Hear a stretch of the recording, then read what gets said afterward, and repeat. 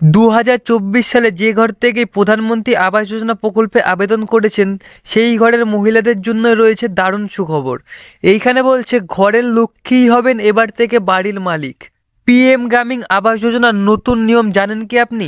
যদি আপনি না জেনে থাকেন তবে অবশ্যই আজকের ভিডিওটির মাধ্যমে আপনাদেরকে জানিয়ে দেওয়া হবে। তো দেখতেই পাচ্ছেন এই আপডেটটি একদম নতুন, নভেম্বর 25, 2024-এ। তো এইখানে প্রথমেই বলছে গ্রামীণ দরিদ্র জনগণ, বিশেষ করে গ্রামের গরিব মহিলাদের ক্ষমতায়নে আরও জোর দিল কেন্দ্রীয় বিজেপি নেতৃত্বাধীন এনডিএফ সরকার। এবার থেকে প্রধানমন্ত্রীর গ্রামীণ আবাস যোজনার আওতায় গ্রামের দরিদ্র গৃহ নির্মাণের ক্ষেত্রে বাড়ির 100% মালিকানা যাতে মহিলাদের নামেই করা হয় তা নিশ্চিত করল বিজেপি সরকার। তো যাই হোক, এখানে বলছে টাইমস অফ ইন্ডিয়ায় প্রকাশিত প্রতিবেদন অনুসারে প্রধানমন্ত্রী গ্রামীণ আবাস যোজনার দ্বিতীয় পর্যায়ে কাজ শুরু হবে, সেইখানেই এই নতুন নিয়ম কঠোরভাবে কার্যকর করা হবে। এক্ষেত্রে যোগ্য পরিবারের মহিলা সদস্যের নামেই বাড়ির জন্য আবেদন করতে হবে এবং বাড়ি তৈরি হলে তা ওই মহিলার আবেদনকারীর নামেই সরাসরিভাবে তা নথিভুক্ত করা থাকবে। তো বোঝা গেল এখানে বাড়ির লক্ষ্মী হবেন বাড়ির মালিক।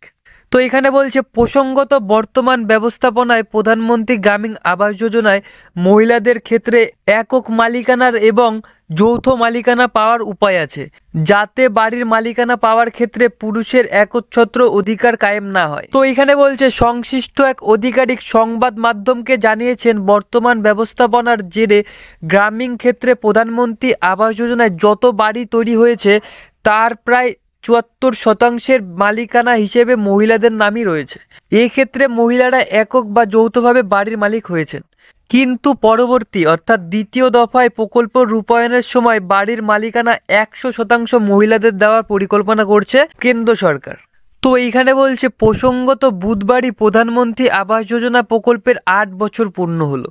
উল্লেখ্য 2014 সালে প্রথম দফার প্রধানমন্ত্রী কুর্সিতে বসার প্রায় 2 বছর পর অর্থাৎ 2016 সালে আগ্রা থেকেই এই প্রকল্পের উদ্বোধন করেছিলেন নরেন্দ্র মোদী। তো এখানে জানাচ্ছে উল্লেখ্য দ্বিতীয় পর্যায়ে আবাস যোজনার কাজ শুরু করার আগে কেন্দ্রের গ্রাম উন্নয়ন মন্ত্রকের তরফে একটি নতুন সমীক্ষা শুরু করা হয়েছে, যার পোশাকি নাম দেওয়া হয়েছে আবাস যোজনা প্লাস 2024। আবাস যোজনার দ্বিতীয় দফায় যোগ্য উপভোক্তাদের খুঁজে বের করতে এই সমীক্ষা করা হবে। তো বোঝা গেল এখানে আবাস যোজনার নতুন নাম দিয়েছে প্রধানমন্ত্রী আবাস যোজনা প্লাস 2024। সেখানে আবাস যোজনা দ্বিতীয় দফার যোগ্য উপভোক্তাদের খুঁজে বের করতে এই সমীক্ষা করা হবে। তো আপনারা বুঝতে পারলেন কবে থেকে এই ঘরের প্রকল্প শুরু হয়েছিল।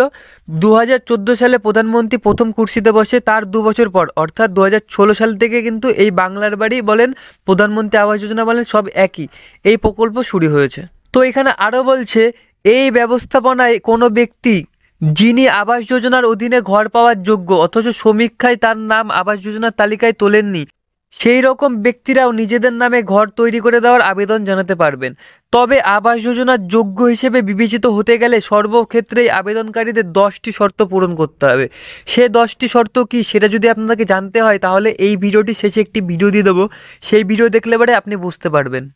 তো এখানে বলছে কেন্দ্রীয় সরকারের লক্ষ্য হলো 2024 সাল থেকে 2029 সালের মধ্যে আবাস যোজনার অধীনে 2 কোটি পরিবারকে পাকা বাড়ি প্রদান করা। তথ্য বলছে কেন্দ্রের কাছে ইতিমধ্যেই 1,20,00,000 যোগ্য উপভোক্তার তালিকা রয়েছে।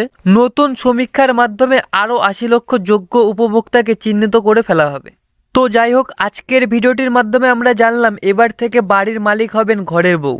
এটাই প্রধানমন্ত্রী নরেন্দ্র মোদীর নতুন ঘোষণা এবং পিএম আবাস যোজনার নতুন নাম হয়েছে আবাস প্লাস 2024। তো যাই হোক, আজকের ভিডিওটি এখানেই শেষ করছি। আপনাদের সকলকে অসংখ্য ধন্যবাদ জানাচ্ছি ভিডিওটি এতক্ষণ ধরে মনোযোগ সহকারে শেষ পর্যন্ত দেখার জন্য। এবং ভিডিওটি শেষে আপনাদের সকলকে রিকোয়েস্ট করছি, আপনাদের মধ্যে যারা যারা এখনও আমার চ্যানেলটি সাবস্ক্রাইব করে উঠতে পারেননি তারা প্লিজ আমার চ্যানেলটি সাবস্ক্রাইব করে পাশে রাখা বেল নোটিফিকেশনটি অন করে রাখবেন পরবর্তী ভিডিও নোটিফিকেশন সকলের আগে পাওয়ার জন্য।